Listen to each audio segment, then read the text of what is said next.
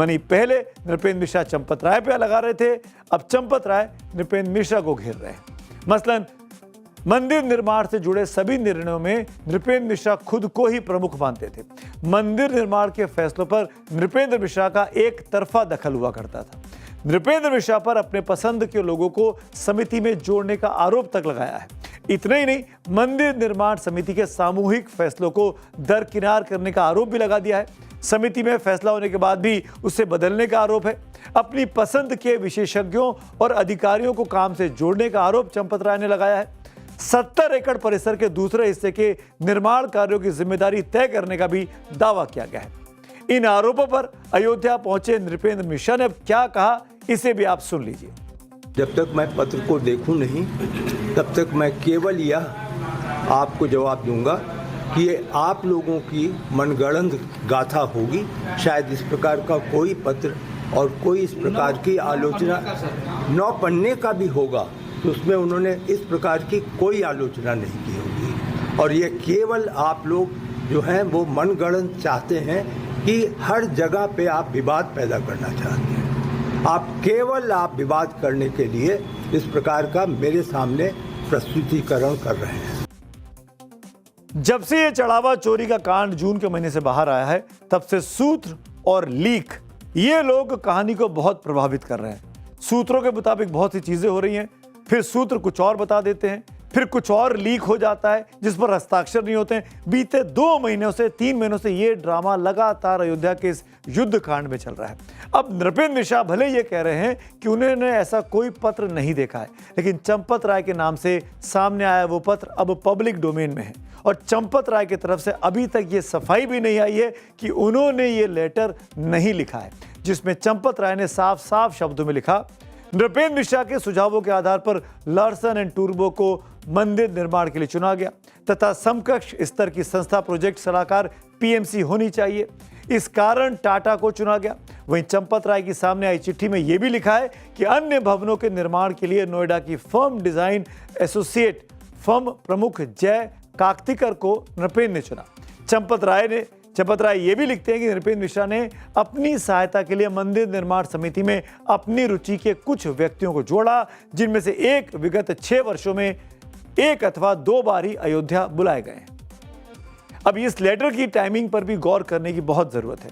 इसी हफ्ते बीते मंगलवार 18 अगस्त को सूत्र, ध्यान रखिएगा, सूत्रों के हवाले से खबर मिली थी कि चढ़ावा चोरी पर बनी एसआईटी जो यूपी सरकार ने बनाई थी, उसकी फाइनल रिपोर्ट में चंपत राय और अनिल मिश्रा को क्लीन चिट दे दी गई है। ये वो 2 नाम हैं जो कि ट्रस्ट का हिस्सा थे, अब ट्रस्ट से बाहर हैं। और चंपत राय की इस कथित चिट्ठी में भी 18 अगस्त की तारीख ही लिखी है। आपको याद दिला दूं, एसआईटी की प्रारंभिक रिपोर्ट में भी चंपत राय का कहीं भी नाम नहीं निकला था। हाँ, अनिल मिश्रा का नाम एसआईटी की शुरुआती रिपोर्ट में जरूर था। यानी सूत्रों से मिली खबर पर यकीन करें तो एसआईटी ने ना तो चंपत राय को दोषी पाया और ना ही अनिल मिश्रा को। एसआईटी की फाइनल रिपोर्ट में केवल उन 8 लोगों के नाम शामिल हैं जिन्हें मामले में पहले गिरफ्तार किया जा चुका है। लेकिन कहानी यहां पर खत्म नहीं होती है। याद कीजिए, जब राम मंदिर में चढ़ावा चोरी की खबरें सामने आई थी, तब नृपेंद्र मिश्रा ने कड़े शब्दों में क्या कहा था। उन्होंने कहा था कि चढ़ावे पर खुला डाका डाला गया है, ये कलंक है। याद करिए, सुनिए इसको। अपने में एक तरीके का कलंक है। एक तरीके से राम मंदिर में यह घटना घट गई, इसका हम सभी को एक खेद ही नहीं, एक तरीके से हम सभी उससे छोटापन महसूस कर रहे हैं।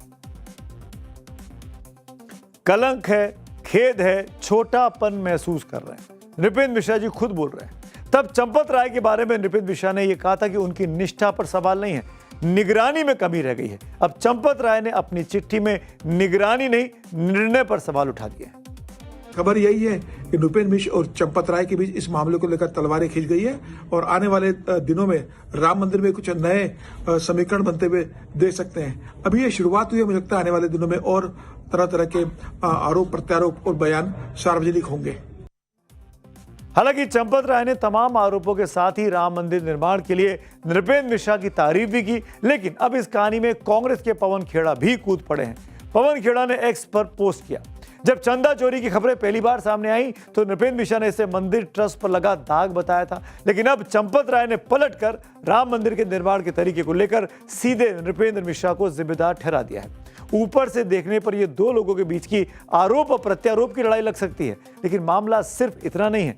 नृपेंद्र मिश्रा को प्रधानमंत्री मोदी का बहुत करीबी माना जाता है, जबकि चंपत राय आरएसएस से जुड़े व्यक्ति रहे। तो सवाल ये भी उठ रहे हैं कि सिर्फ चंपत राय बनाम नृपेंद्र मिश्रा की लड़ाई है या इसके पीछे मोदी बनाम मोहन की कोई खींचतान भी है। गौर करने वाली बात यह भी कि मामला सिर्फ चंपत राय का नहीं है, मामला नृपेंद्र मिश्रा का भी नहीं है। अगर दोनों के बीच टकराव सामने आ रहा है तो असल सवाल तो यह है, इतने साल तक दोनों साथ थे तो आज आमने सामने तलवारें क्यों भांज रहे हैं? किस बात पर बात बिगड़ी है? किस फैसले पर मतभेद हुआ है? क्या यह सिर्फ दो व्यक्तियों की लड़ाई है या अयोध्या के भीतर सत्ता, अधिकार और पैसे को लेकर कोई बहुत बड़ी खींचतान चल रही है? अब बात करते हैं आज की अगली कहानी की। जहां कल तक नीट पेपर लीक को लेकर सरकार के खिलाफ आवाज उठ रही थी, वहीं जंतर मंतर आज एक बार फिर नारों से गूंजा। मुद्दा इस बार यूजीसी के वो नियम हैं जो उच्च शिक्षण संस्थानों में जातिगत भेदभाव रोकने के लिए बनाए गए थे। लेकिन सवाल है कि जिस नियम का मकसद भेदभाव खत्म करना था, वही नियम विरोध की वजह क्यों बन गए? क्या 2026 के यूजीसी इक्विटी रेगुलेशंस में सामान्य वर्ग के छात्रों के सवालों को नजरअंदाज किया गया था? क्या पुराने 2012 के नियम पर्याप्त नहीं थे जो नया नियम लाने की जरूरत पड़ी सरकार को?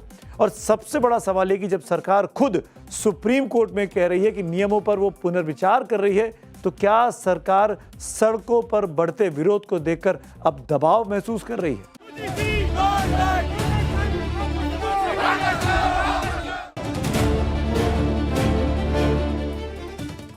दिल्ली में जो आंदोलन हुआ छात्रों का, उसके बाद अब आरक्षण हटाओ आंदोलन जोर पकड़ रहा है। रिजर्वेशन हटाने की मांग करते हुए भारी संख्या में अगड़े समाज के लोग आज जंतर मंतर पर इकट्ठा हुए।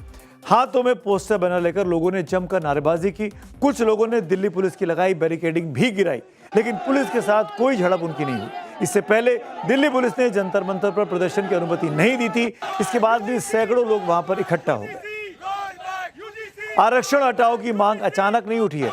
यह प्रदर्शन यूजीसी के नए इक्विटी रेगुलेशंस के खिलाफ शुरू हुआ था। प्रदर्शनकारियों का सवाल है कि उच्च शिक्षण संस्थानों में जातिगत भेदभाव रोकने के लिए बनाए गए नियमों में सामान्य वर्ग के छात्रों की सुरक्षा और उनके अधिकारों के साथ भेदभाव क्यों किया गया। ये जो आवाज जाएगी, जो जंतर मंतर पे पुलिस ने गेट खोले, हमको अंदर किया है, ये रिजर्वेशन रिफॉर्म का गेट खुला है। 40% वाले को नॉलेज ज्यादा होगी, 90% वाले को, आप बताइए।